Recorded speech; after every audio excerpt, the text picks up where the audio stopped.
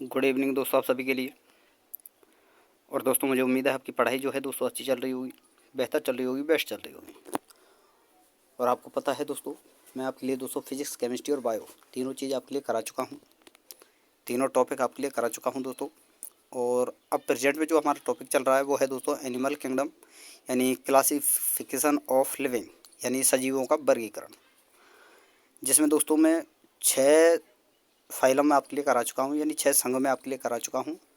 और आज हमारा इस वीडियो में दोस्तों 3 फाइलों हम इस वीडियो में पढ़ने वाले हैं। ठीक है दोस्तों, यानी टोटल आपके 10 हो जाएंगे। और 11वां फाइलम जो है दोस्तों आपका वो बहुत बड़ा है, जिसमें दोस्तों आपका पूरा का पूरा दोस्तों जैसे कि मनुष्य हुआ, कीट हुआ, ठीक है, वो सारे फाइलम आते हैं। तो उसे हम अलग से पढ़ेंगे दोस्तों। जैसे आपके फाइलम ख़त्म हो जाएंगे अगली वीडियो उसी से रिलेटेड होगी। तो चलिए दोस्तों हम वीडियो को शुरू करते हैं बिना किसी देरी के। और जो स्टूडेंट हमारे चैनल पर पहली बार विजिट कर रहे हैं या जिन्होंने हमारे चैनल को सब्सक्राइब नहीं किया, उनसे मेरा रिक्वेस्ट है कि चैनल को सब्सक्राइब करके साथ में ऑल वाला बेल आइकन जरूर दबा लें, ताकि दोस्तों मेरी आने वाली हर वीडियो का नोटिफिकेशन सबसे पहले दोस्तों आपके पास पहुँच सके। वीडियो पर लास्ट तक आपको बने रहना है, नोट्स बनाने हैं और रेगुलर नोट्स को रिवाइज अवश्य किया करो। ठीक है दोस्तों, तो चलिए दोस्तों सबसे पहले हम पढ़ने वाले हैं ऑर्थोपोडा संघ, यानी दोस्तों संधिपाद। तो इसमें सबसे पहले आपको याद रखना है कि ऑर्थोपोडा संघ का अर्थ होता है दोस्तों संयुक्त उपांग। और यह जंतु जगत का सबसे बड़ा संघ है। आपसे पूछा जाए कि जंतु जगत का सबसे बड़ा संघ कौन सा है, तो ऑर्थोपोडा संघ। ये प्रश्न पूछा जा चुका है दोस्तों ग्रुप डी 2018 की भर्ती में। अगला पॉइंट आपको याद रखना है, इस संघ के जंतु जल, थल, वायु तीनों जगह रह सकते हैं, यानी तीनों जगह पर ये पाए जाते हैं। अगला पॉइंट इसमें आपको याद रखना है, इनका शरीर जो है दोस्तों खंडयुक्त तथा त्रिस्तरीय होता है। अगला पॉइंट इसके बारे में आपको याद रखना है, इनका शरीर जो है सिर, वक्ष और उदर में विभाजित होता है। अगला पॉइंट आपको याद रखना है, इनका बाह्य कंकाल एक मोटी काइटिन का बना होता है। तो दोस्तों आपको इसमें याद रखना है सबसे इम्पोर्टेंट कि यह जंतु जगत का सबसे बड़ा संघ है, यह त्रिस्तरीय होता है और इनका बाह्य कंकाल जो है दोस्तों काइटिन का बना होता है। ये आपको याद रखना है। अगला पॉइंट आपको याद रखना है कि खंडों में प्राय संगत उपांगों के जोड़े लगे होते हैं, इसलिए इसे ऑर्थोपोडा कहा जाता है। यानी जी इनके जो अंग हैं, इनके पैर जो होते हैं दोस्तों वो एक झिल्ली के द्वारा जुड़े हुए होते हैं। अगला पॉइंट आपको याद रखना है, इनमें देह गुहा का एक रुधिर गुहा होती है जो रक्त वाहिनियों के मिलने से बनी है। इससे अगला पॉइंट आपको याद रखना है, इनमें आहार नाल पूर्ण होती है और मुख के चारों ओर मुखांग होते हैं जो जंतु के आवश्यकता अनुसार छेदने, चुभने और चबाने के लिए अनुकूल होते हैं। और दोस्तों आपको याद रखना है, जो इंपॉर्टेंट मैं आपके लिए बता रहा हूँ वो सारी चीज़ें आपको याद रखनी है। ठीक है, जैसे कि आपका ऑर्थोपोडा संघ जो है जंतु जगत का सबसे बड़ा संघ है, यह त्रिस्तरीय होता है, इनका जो है बाह्य कंकाल जो है काइटिन का बना होता है। ये बहुत इंपॉर्टेंट पॉइंट हैं, ये पूछे जाते हैं। अब चलिए इसके कुछ इंपॉर्टेंट पॉइंट और हम आगे डिस्कस करते हैं। इनमें खुला रक्त परिसंचरण तंत्र पाया जाता है, ये भी आपको याद रखना है। इनका हृदय लंबा और संकुचनशील रहता है। इनमें श्वसन क्रिया शरीर की सतह द्वारा जलीय जीवों क्लोमों के द्वारा होती है और स्थलचल प्राणियों में श्वसनलियों यानी पुस्तक फुफ्फुसों के द्वारा होती है। ठीक है दोस्तों, और दोस्तों मैं आपको बता दूं, ये जितनी भी चीज़ें मैं आपके लिए करा रहा हूँ ये ऐसा नहीं है ग्रुप डी के लिए ही हूँ। ग्रुप डी से लेकर आरआरबी जेई तक सारी चीज़ें आप इससे कवर कर सकते हो।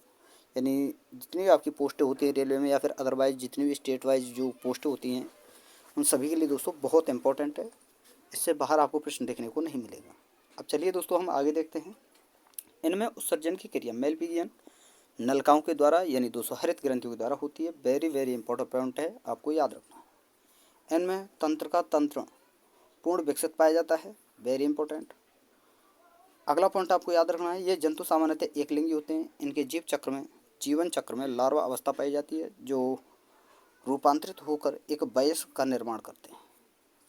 तो एक लिंगी के बारे में आपको याद रखना है कि ऑर्थोपोडा संघ जो होता है एक लिंगी होता है। इसके एग्जाम्पल आपको याद रखने हैं, जैसे लिम्यूलस, ठीक है दोस्तों, बिच्छू, मकड़ी, झींगा, केकड़ा, क्रेफिश, तिलचट्टा, मक्खी, मगरमच्छ, सॉरी दोस्तों, मच्छर, मधुमक्खी, रेशम का कीड़ा जो होता है जिसे हम बॉम्बिक्स मोराई कहते हैं साइंस में, ठीक है दोस्तों। कन खजूरा, लाख का कीट जो होता है जिसे लेसिफर कीट भी कहते हैं, और सिल्वर फिश, क्रेफिश और झींगा मछली, ये सभी के सारे एग्जाम्पल जो हैं दोस्तों ऑर्थोपोडा संघ के होते हैं। तो ये पॉइंट आपको याद रखने हैं। इसके एग्जाम्पल बहुत इंपॉर्टेंट है, ये पूछे जाते हैं, जिनमें सबसे इंपॉर्टेंट है दोस्तों आपका बिच्छू और मकड़ी, और एक आपका है दोस्तों केकड़ा। ये बहुत ज़्यादा पूछे जाते हैं, आपको याद रखने हैं। अब चलिए दोस्तों इंपॉर्टेंट और पॉइंट हैं, उन्हें भी हम याद रखते हैं दोस्तों, समझते हैं चलिए, जो कि आपके हैं महत्वपूर्ण तथ्य, जिनमें सबसे पहला आपको याद रखना है, झींगा एक जलवासी जंतु है जो खाने में इस्तेमाल किया जाता है।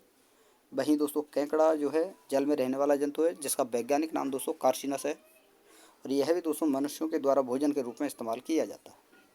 वहीं टिड्डे की बात करें तो दोस्तों एक कीट है जो विश्व में प्राय सभी देशों में पाया जाता है, और यह फसल नाशक जीव होता है। अगला है दोस्तों पेरिपेटस को एनेलिडा व ऑर्थोपोडा संघ का योजक कड़ी कहा जाता है। वेरी वेरी इंपॉर्टेंट है दोस्तों, याद रखना है। आपसे पूछा जाएगा एनेलिडा व ऑर्थोपोडा संघ का योजक कड़ी किसे कहते हैं, तो पेरिपेटस को। अगला पॉइंट आपको याद रखना है, इस संघ का सबसे बड़ा वर्ग जो होता है वो कीट वर्ग होता है। कीटों में 3 जोड़ी पैर पाए जाते हैं, वेरी वेरी इंपॉर्टेंट है, याद रखना है। इनकी पहचान ही इनके पैरों से की जाती है, यानी जितने भी कीट हैं उन सभी में दोस्तों 3 जोड़ी पैर पाए जाएंगे, यानी 3 एक साइड में 3 एक साइड में। जैसे दोस्तों यहाँ पर जैसे मान लीजिए ये कोई जीव है, ठीक है, कीट है ये कोई, ठीक है, ये कोई कीट है, और ये यहाँ पर है कोई कोई भी कीट मान लीजिए आप, तो एक पैर तो इधर पाया जाएगा, एक पैर इधर, एक पैर इधर, एक पैर इधर, एक पैर इधर होगा और एक पैर इधर होगा। तो ये हुए दोस्तों आपके 1 जोड़ी, 2 जोड़ी और ये 3 जोड़ी, यानी 6 पैर पाए जाएंगे टोटल, ठीक है दोस्तों। अब आगे हम देखते हैं दोस्तों, मकड़ी एवं बिच्छू को कीट नहीं माना जाता क्योंकि इनमें 4 जोड़ी पैर पाए जाते हैं। केकड़े में 5 जोड़ी पैर पाए जाते हैं। तो ये इंपॉर्टेंट तथ्य थे, ठीक है दोस्तों, ऑर्थोपोडा संघ के। अब चलिए दोस्तों हम आगे देखते हैं, अगला संघ है आपका दोस्तों मोलस्का संघ। तो इसके कुछ इंपॉर्टेंट पॉइंट हैं और एग्जाम्पल हैं, उन्हें हम याद रखते हैं दोस्तों। चलिए एक एक करके समझते हैं। तो आपको फर्स्ट पॉइंट आपको याद रखना है कि मोलस्का एककशेरुकी का दूसरा सबसे बड़ा संघ है। इनका शरीर कोमल होने के कारण इन्हें मोलस्का कहा जाता है। सामान्यतः इनका कोमल शरीर एक कवच से ढका रहता है। इन्हें हम दोस्तों मृदु कवची भी कहते हैं। अगला पॉइंट आपको याद रखना है दोस्तों, इनमें खुला रक्त परिसंचरण तंत्र का विकास होता है। रक्त नीला, हरा या लाल या रंगहीन होता है, जो कि हीमोसाइनिन नामक वर्णक की उपस्थिति के कारण होता है। यानी दोस्तों ये जो रक्त में पाया जाता है, जैसे नीला हुआ, हरा हुआ, पीला हुआ, लाल हुआ, ये किसके कारण होता है, हीमोसाइनिन वर्णक के कारण। वेरी वेरी इंपॉर्टेंट पॉइंट है, ये आपको याद रखना है। अगला है दोस्तों, इनमें श्वसन क्रिया जल किलों या फुफ्फुस के द्वारा होती है। बहुत इंपॉर्टेंट पॉइंट है, याद रखना है। अगला पॉइंट है इनका दोस्तों कि इनका हृदय पृष्ठ जो है भाग में हृदय आवरण के अंदर होता है। इनके तंत्रिका तंत्र में 3 जोड़ी गुच्छिकाएँ होती हैं। इनके मुंह में भोजन को चबाने के लिए रेती जैसे अंग पाए जाते हैं, जिन्हें दोस्तों हम रेती जिह्वा कहते हैं। ये प्राय एकलिंगी होते हैं, परंतु कुछ जीव द्विलिंगी होते हैं। अगला आपको याद रखना है, इनमें उत्सर्जन जो है वृक्कों के द्वारा होता है। वेरी वेरी इंपॉर्टेंट है, आपको याद रखना है। ये भी दोस्तों ये भी आपको याद रखना है कि मोलस्का संघ भी एकलिंगी ही होता है, लेकिन कुछ जीव होते हैं जो कि द्विलिंगी होते हैं। अब चलिए दोस्तों मोलस्का के बारे में कुछ इंपॉर्टेंट चीज़ें हम आगे और देखते हैं। जैसे दोस्तों अगला है, इनके द्वारा शंख, मोती, सीप आदि का निर्माण होता है, जो कि कैल्शियम कार्बोनेट का बना होता है। जैसे कि आपके सीप हुआ, शंख हुआ, मोती हुआ, ये जितने भी हैं ये कैल्शियम कार्बोनेट के बने होते हैं। यानी दोस्तों आपसे पूछा जाएगा किस संघ के द्वारा शंख, मोती, सीप जैसे हम कहते हैं उनका निर्माण किया जाता है, तो मोलस्का संघ के द्वारा। अब इसके एग्जाम्पल आपको याद रखने हैं, बहुत इंपॉर्टेंट है, ये पॉइंट आपको याद रखना है, वेरी वेरी इंपॉर्टेंट है दोस्तों। और आपसे डायरेक्टली यही पूछा जाता है कि शंख हुआ, सीपी हुआ, मोती हुआ, ये किसके बने होते हैं, कैल्शियम कार्बोनेट के। अब इसके एग्जाम्पल आपको याद रखने हैं, जैसे कि न्योपाइलिना, काइटन, पायला, डेंटेलियम, सीप, मोती सुक्ति, सीपिया, ऑक्टोपस आदि इसके इंपॉर्टेंट पॉइंट हैं, ये आपको याद रखने हैं। इनमें सबसे ज़्यादा पूछे जाने वाला है दोस्तों काइटिन पूछा जाता है, पायला पूछा जाता है, ऑक्टोपस पूछा जाता है और सीपिया पूछा जाता है। बहुत इंपॉर्टेंट है, ये आपको याद रखना है। अब इसके कुछ इंपॉर्टेंट पॉइंट हैं, इन्हें हम याद रखते हैं दोस्तों। चलिए एक एक करके समझते हैं। तो फर्स्ट पॉइंट है दोस्तों, पायला का साधारण नाम दोस्तों घोंगा या एप्पल स्नेल भी इसे हम कहते हैं, यानी घोंगा जो होता है उसे ही हम दोस्तों पायला कहते हैं, यानी एप्पल स्नेल भी कहते हैं। यूनियो होता है दोस्तों, तालाब व पोखर के किनारे ये पाए जाते हैं। सीपिया समुद्र में पाया जाता है, इसका साधारण नाम कटल फिश होता है। इम्पोर्टेंट है जो ये महत्वपूर्ण बिंदु जो होते हैं दोस्तों, इनसे भी प्रश्न बनते हैं। इम्पोर्टेंट महत्वपूर्ण क्यों लिखा हुआ है, क्योंकि ये इम्पोर्टेंट है इसीलिए।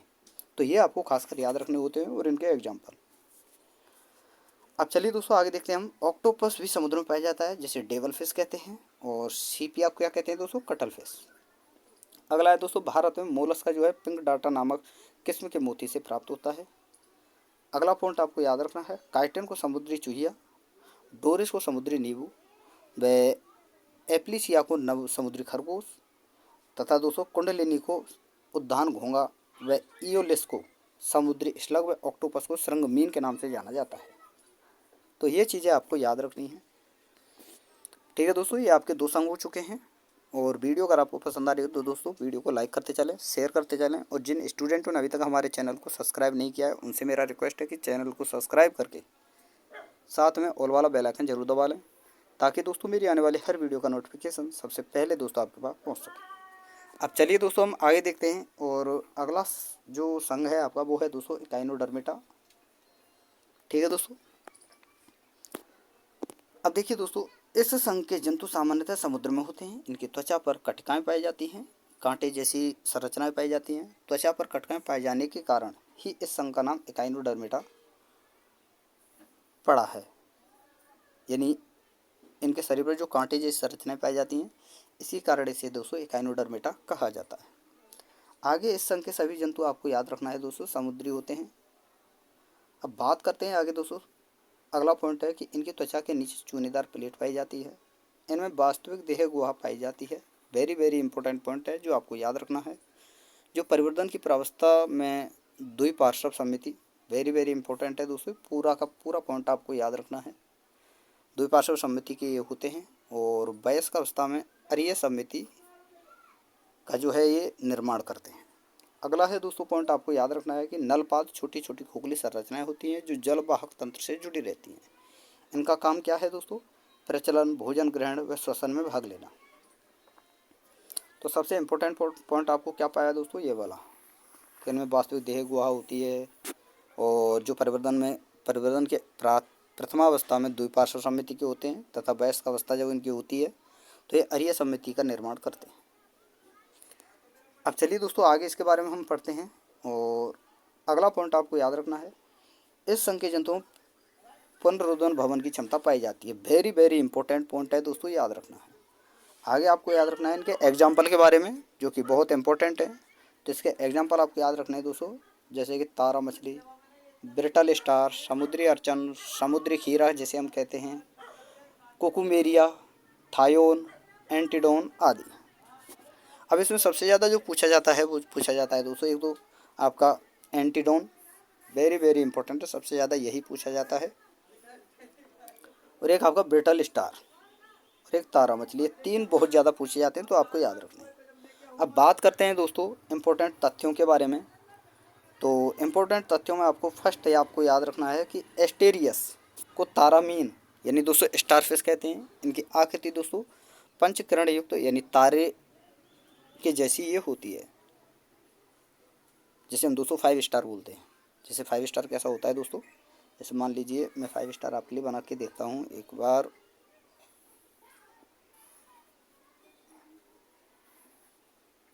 ये आपका 5 स्टार ही तो होता है, इसी प्रकार से होता है शायद, और मुझसे ढंग से बना नहीं, लेकिन इस प्रकार से होता है वो 5 स्टार।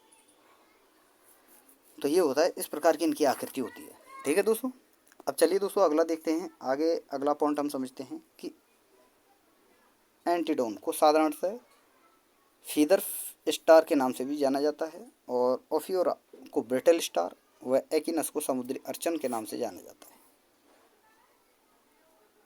अब चलिए दोस्तों इसके बारे में कुछ ये हमारे 3 संघ हो गए। अगला संघ है दोस्तों आपका हेमिकोर्डेटा संघ, और फिर इसके बाद आता है कोर्डेटा संघ। और कोर्डेटा संघ जो है आपको अलग से पढ़ना होगा, जो कि अगली वीडियो में होगा, क्योंकि दोस्तों उस जो कोर्डेटा संघ है उसमें जितनी भी कसीर की जंतु होते हैं, जिनमें दोस्तों रीढ़ की हड्डी पाई जाती है, कसीर का पाई जाती है, वो सभी उसमें उसी में आते हैं। तो इसलिए दोस्तों वो संघ जो है एक बड़ा संघ है अपने आप में, तो उसे समझने में थोड़ा सा आपको दिक्कत हो सकती है, लेकिन बहुत आसान है, तो उसे हम अगली वीडियो में समझेंगे। अब बात करते हैं दोस्तों हेमिकोर्डेटा संघ की। तो इसमें सबसे पहला पॉइंट आपको याद रखना है, इसे पहले कोर्डेटा संघ में रखा गया था, लेकिन बाद में वास्तविक नोटोकॉर्ड नहीं पाए जाने के कारण इसे दोस्तों नॉन कोर्डेटा में रखा गया था। इनका शरीर शुंड, कॉलर और वक्ष में बटा रहता है। इनमें पृष्ठ रज्जु या नोटोकॉर्ड केवल सिर में पाई जाती है। वेरी वेरी इंपॉर्टेंट पॉइंट है, आपको याद रखना है। अगला पॉइंट है, ये शुंड के द्वारा उत्सर्जन करते हैं, इंपॉर्टेंट है। अगला आपको याद रखना है, इनमें श्वसन क्लोम के द्वारा श्वसन होता है। अगला पॉइंट आपको याद रखना है, ये एक लिंगी होते हैं, वेरी वेरी इंपॉर्टेंट है। अगला पॉइंट आपको याद रखना है, इनका लार्वा टॉर्नेरिया कहलाता है। और एग्जाम्पल में आपको याद रखना है दोस्तों बेलेनोग्लोसस और सैकोग्लोसस, ये 2 एग्जाम्पल आपको इसके याद रखने हैं। ठीक है दोस्तों, तो आज का टॉपिक था आपका दोस्तों, ये सारे 4 संघ मैंने आपके लिए करा दिए हैं। वो वीडियो अगर आपको अच्छी लगी हो तो वीडियो को लाइक कर देना है, शेयर कर देना है, और जिन स्टूडेंटों ने अभी तक हमारे चैनल को सब्सक्राइब नहीं किया है उनसे मेरा रिक्वेस्ट है कि चैनल को सब्सक्राइब करके साथ में ऑल वाला बेल आइकन जरूर दबा लें दोस्तों, ताकि मेरी आने वाली हर वीडियो का नोटिफिकेशन सबसे पहले दोस्तों आपके पास पहुँच सके। तो थैंक यू दोस्तों, धन्यवाद। फिर मिलते हैं नई वीडियो के साथ।